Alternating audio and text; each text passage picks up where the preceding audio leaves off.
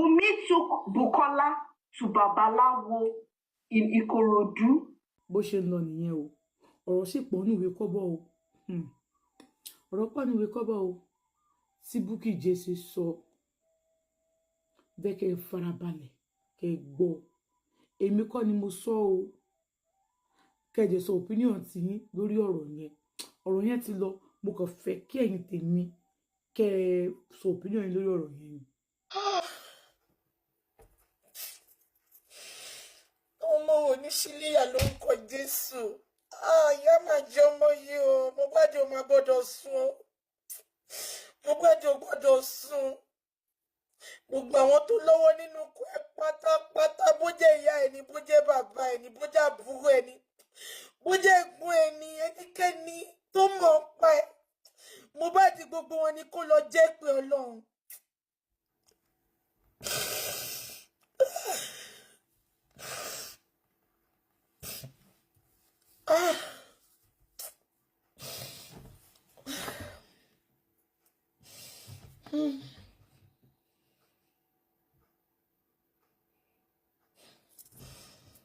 Ask Daddy. My sis was literally like putting, I don't know if maybe, you know, now we're trying to like cover up because he's a celebrity. You cannot just come and say, oh, he doesn't have the money, he doesn't have the money. We have to be footing bills ourselves. Do you know that Mohbad's mother came to meet us in the apartment? You came to meet us in the apartment, your son is not feeling fine. Do you know what this woman was saying? Ọmọ mi ò ráṣọrí fún mi o. Ọmọ mi ò ráṣọrí. Kìnìkan. Do you know that we had to look for 100,000? We shall look for, this one will give 10,000. This one, we have to gather all the money. Give Wumi, we gave it to Wumi. Wumi went to go and give it to Mohbad's mom. She went to Lagos Island to go and charter Okirika clothes. Carry like 2 or 3 bags. Came back and said, that time I went to the office when I came back in the evening. She said, Domi, Mama ti wash for me. You know me, do. Kinikan. Sherry, Okirika ló fi gbé mọ́ra. Ẹ get nǹkan tó ṣẹlẹ̀ ńbẹ̀. Ọ̀nà rẹ̀ ò yá. Ọ̀nà rẹ̀ ọmọ ò yá. Orí dùbúlẹ̀ àìsàn ló sì sọ pé ọmọ ò raṣọ fún ẹ. Wọ́n wá lọ ra Okirika fún ẹ, wá gbélé ẹ lọ́wọ́. Ó wá nínú ẹ ti dùn. Ṣó tọ́jú ọmọ ló ṣe fẹ́ jẹun ọmọ ní ìyá Mohbad. Ọmọ yẹn tún wá kú tán. Ta ló jẹ́ kó wà nípò bàbá ipò òun fẹ́ jà fọmọ yìí. Ọmọ yẹn tún wá kú tán. Ó sọ. Àṣànà mi tí dá ẹ o. Ìwọ ló dá mi o. Àṣànà ó lè di lọ́la kí n dá ẹ o. Ṣùgbọ́n lọ́wọ́lọ́wọ́ báyìí mi tí dá ẹ. Gbogbo ẹ̀yin tẹ́ ń wò mí lénìí. Ẹ ní kàgbá kó ìyá olórí burúkú bí ìyá Mohbad. Ẹ wo gbogbo ọ̀rọ̀ tọ́mọ yìí ti sọ látàárọ̀. Kò sọ bí kọ́kọ́ tí ìyá ẹ̀ ti yọjú. Bàbá yìí sọ́fà pẹ̀lú ọmọ yìí tó fi kú ni. Bàbá yìí náà dẹ̀lẹ́ tánù. Ìyá yìí lẹ fẹ́ lọ ra freezer mẹ́ta fún. Ìyá yìí lẹ gba ṣọ́ọ̀bù fún. Ìyá yìí ló gbalé fún.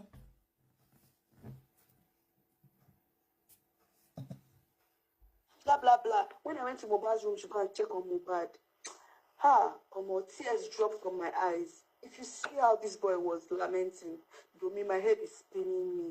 My head is spinning me. I'm not feeling fine. My head is hurting me. I need to treat my head. I need to go to the hospital. He kept repeating, I need to go to the hospital. Ṣebo. Àṣànà dẹ̀ jẹ́ kó yé wa pé Mohbad ò like hospital. Àṣànà ló pa ọmọ yìí. Àwọn kan dẹ̀ yìí gbé ọmọ ìpọ́n. Ẹgbọ́n nǹkan tó sọ. Òun fẹ́ lọ sílé ìwòsàn. Òun fẹ́ lọ sílé ìwòsàn. Àṣànà dẹ̀ jẹ́ kó yé wa pé Àṣànà ṣẹ́rí mo ń sọ kíní kan fún yín. Wọ́n ti pa Mohbad. Ọkọ̀ pé nọ́ọ̀sì yẹn wá kó wá parí iṣẹ́ ni. Wọ́n ti pa Mohbad. Mohbad ti kú.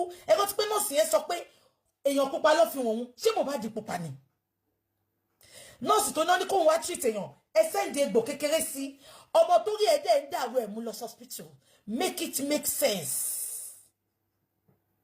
Ẹ gbọ́ mi ṣá. Kí ló má ṣànàró pé Mohbad ò like hospital? Kí ló parọ́ débẹ̀ yẹn fún? Ó fẹ́ fi justify reason táwọn ò ṣe gbé lọ tó fi kú sínú ilé. ó fẹ́ fi justify ṣe me pa béèrè pé Clayton gbé lọ hospital ó ní Mohbad ò like hospital ẹgbọ́n nǹkan tọ́mọ yín sọ take me to the hospital báwo lọmọ yìí ṣe ń sùn lálẹ́. By the time we are talking about hospital, these people are going to bring nurse to come and give him drip in the house. This is not a matter of drip. This boy is sick. And Shebo, I said something is happening. Shebo, Mohbad sọ pé ó fẹ́ lọ hospital. Ó ná lọ mú nurse wá kó wá máa fún ní drip. Tí Àṣànà fẹ́ tí ara ẹ̀ gbọ́. Tí Naira Marley pé UK pé tán sọ pé no. Ó need the treatment. Wọ́n lọ pé nurse wá kó máa fún ní drip. The same nurse náà lọ pé. So ọmọ lọ pé nurse yẹn kó wá fún drip yẹn because wọ́n ti plan gbogbo ẹ̀. Wọ́n ní ṣé wọ́n ti pọ́n sọ lóòótọ́. Wọ́n ní Mohbad drip ló ilé ló ti máa ń gba drip. Ṣé gbogbo yín rántí? Oh my God. Wọ́n ti plan ikú ọmọ ìsílẹ̀. So ìwọ tó ti sọ fún pé nǹkan báyìí ló ń ṣe lórí o. Naira Marley fẹ́ mú lọ hospital. Ó wá ní kó máa fa drip sí lára. So ọmọ sọ pé kó wá fa drip yẹn sí lára ìtorí ìjọ tó bá kú wọ́n lè sọ pé ìjọba yìí náà àwọn ò gbé lọ hospital drip náà fà sí lára kò like hospital ó dẹ̀ make sure pé òun sọ lóòótọ́ ṣe rántí ó ní kò like hospital. he's lamenting that he wants to go to the hospital. And people are bringing nurse up and down every time. God's so good. Mighty had little money with him. When you don't see, say, these people, be like, say, these people no one answer us. We don't disturb them like, say, now we get picking. Alpha Mohbad, she make we go, make we dey go hospital. Say, yes, let's go. My see enter moto. I enter moto. We carry him. We said followed us that day. But the first, okay, they said we should come back after that quarter. It was, I think they said the test, we have to do the test early in the morning. That we can't do the test in the night. That we have to do the test early in the morning, in the evening, in the afternoon. So we can't do the test in the morning, in the afternoon. We have to come early in the morning because of maybe doctors and all of that. They are not around, blah, blah, blah. We said, okay, we did the test at Agungi bus stop. There's a hospital at Agungi bus stop by your left-hand side when you're entering inside Agungi bus stop. The first bus stop by your left-hand side, there's a clinic here that they used to do tests there. We took this boy there to go and do the test. So the first day when we went there, like the second day I had to go to office. I didn't follow them. It was only my Sia Mohbad that went. Wumi was at home then. It was only my Sia Mohbad that went. Then he went to do, that was the picture that he circulated.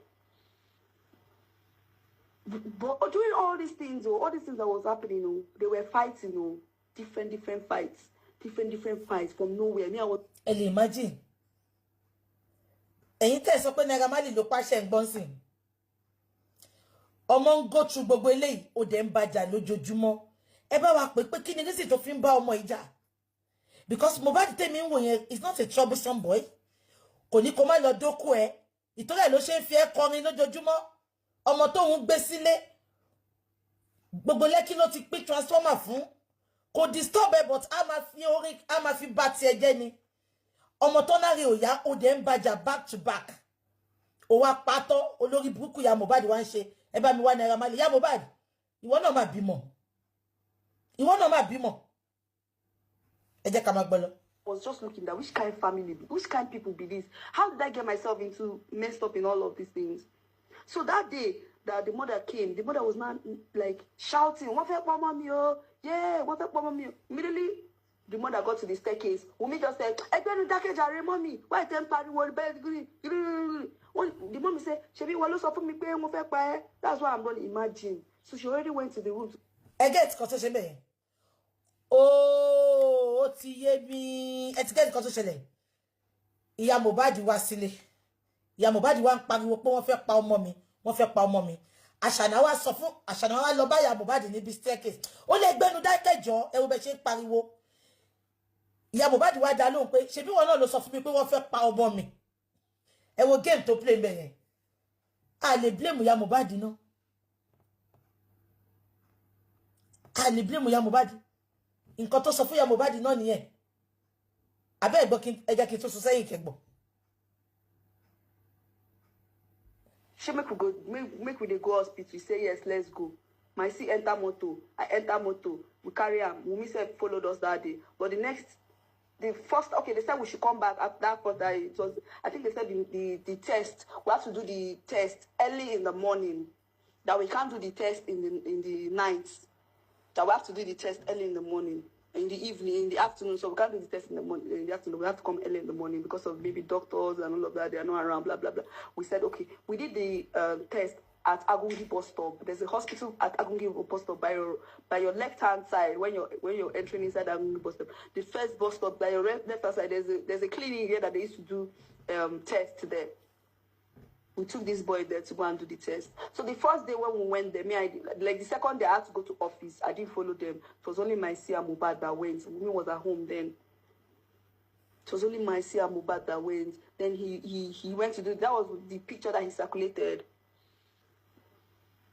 But doing all these things that was happening, they were fighting, different fights. Different fights from nowhere. I was just looking at which kind of family, which kind of people be this? How did I get myself messed up in all of these things? So that day that the mother came, the mother was not like shouting, yeah, immediately the mother got to the staircase. Wumi just said, mommy, why the mommy said, that's why I'm going to imagine. So she already went to the room to go and call the mommy in secret that Daddy Mubad and Mommy Mubad wanted to kill her because they brought pastor. And the pastor said they should discontinue this relationship. If not, one of them will die. They told us in their apartment. Sebo. Baba Mubad mú pastor wá sínú ilé yẹn. Sebo. Ó ní kó discontinue relationship yẹn. Ó ní tó bá discontinue ẹ̀. Ó ní kó nu wọn máa kú. Ẹ jẹ́ ká fẹ́ tó kù dọ́là. Ẹ jẹ́ ká filẹ̀ bẹ́ẹ̀.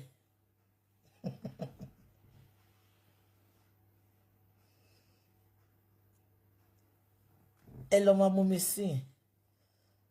A continue lọ́la. Ṣé gbọ́? Ó ní pastor yẹn sọ fún wọn pé kó discontinue relationship yẹn. If not, ìkànnù wọn máa kú. Gbogbo ọ̀rọ̀ yẹn dẹ̀ wá sí ìmúṣẹ. Wọ́n ti rí. Bàbá ọba, Mommy needs to drink.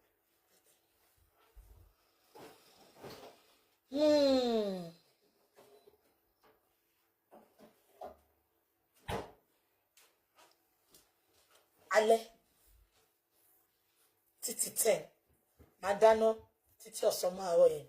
A sinmi. Wumi took Bukola to Babalawo in Ikorodu. And when Bukola asked her, because she just told her, follow me now, I'm going to Ikorodu, please follow me, I want to go and see somebody. The girl do not know that it's Babalawo they're going to. When they got there, the girl asked her, she said she came to do protection for Mohbad. I can give you Bukola's number. It's only if Bukola doesn't want to talk about, because all of them, they are scared. All of them, they are scared of social media. So definitely, Shegbo, Matusu say Kegbo, Olomu Bukola, ex prime boy, lọ sí Babalawo ní Korodu. Ó nígbà tó dé, baba farale gan. Mi kì like máa sọ̀rọ̀ yìí, ó máa ń dùn mí. Ó máa ń dùn mí, ó máa ń dùn mí.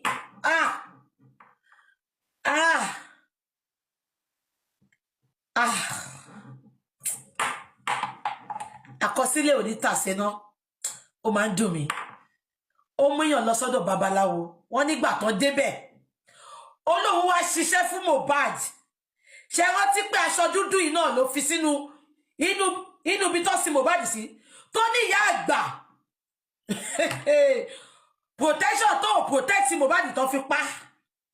Ó wá mú aṣọ funfun ó jù sínú bí tó sin sí. Ó wá ṣe I'm sorry. Ó wá ní ìyá àgbà. Ṣé rí pọ́mọ etí ó ti ń ṣòbò tipẹ́ abẹ́gbọ́n sí. Ó mú Bukky lọ sílé Babalawo ní Korodu. Ìyẹn ní kí làwọn wá ṣe ẹ jẹ́ sún sẹ́yìn kẹtùgbọ́n. Ṣé ti wá rí báyìí?